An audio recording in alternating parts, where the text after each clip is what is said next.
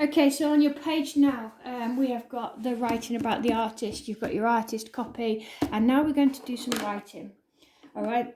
It's very, very important that you do annotate your painting, the painting that you have created. All right. Now you could do with this one, you could write so that it's a bit more kind of twirly-whirly like this, or you could just write straight right around your actual piece of artwork.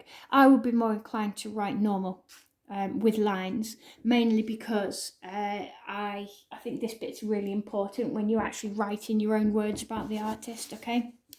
So, but again, you can write in whatever format that you want. All right, so describe the technique. So how have you applied the paint? Now, obviously, if you've not used paint, you're talking about how you applied the pencil. So when I did this one, I did it with pencil.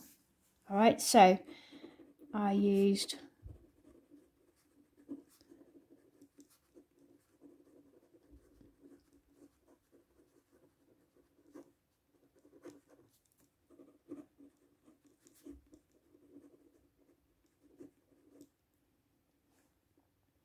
okay, next one. So I used broken up line to recreate the Van Gogh artist technique, which is correct. Okay, but how did you do it? I also layered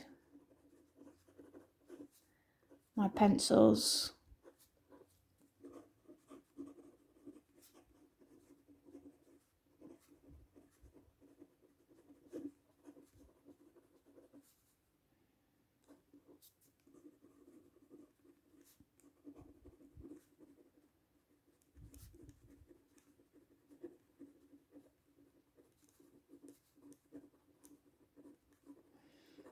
Okay, I also layered my pencils so that I created an array of colour to create and mimic the impression of the artwork. Why did you do this? Okay, so that explains it here. I created an array of colour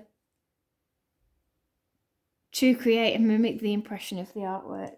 All right, what result has it given you and what does it look like? So the result that it's given me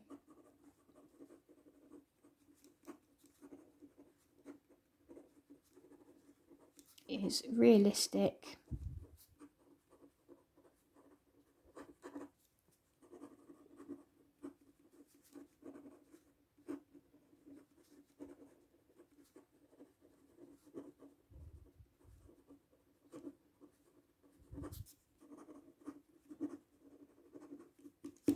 Alright, so I've written there, the result it is given me is realistic to Van Gogh despite the fact that I used pencil crayon and not paint.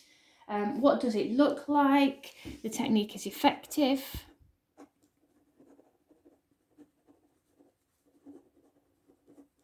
Alright, and worked better than I thought.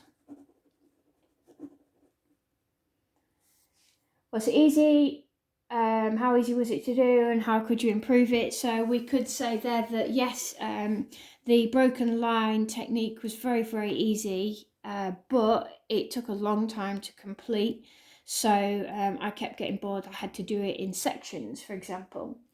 How could you improve it? You could say that I needed to break up the facial area colour to try and make sure that it was a bit more realistic. And then you can go through, do you like the style? Why do you think Van Gogh has used these colours? What is your opinion about how he felt at the time? Think about his facial expression and how could this style influence your own work? Now that last question is most important. All right, so here, how could this style influence your own work? You're looking at what kind of techniques are you going to use when you create here your own portrait in the style of Van Gogh. Are you going to mimic this in the background, right, that's going to kind of describe your personality? Do you feel that your personality would actually have more swirls in the background? Do you think that you would like to break up the colour a little bit more when you're creating your own version of the artwork?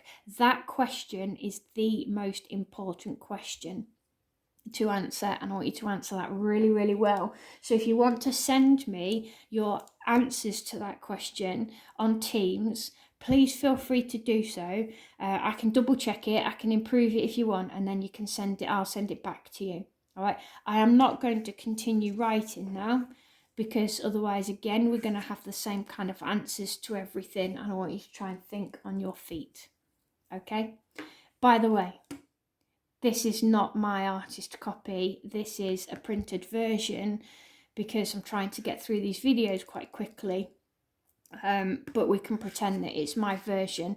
Here would be your version, and the chances are it would be a full A4 page, okay? But you get the gist of it.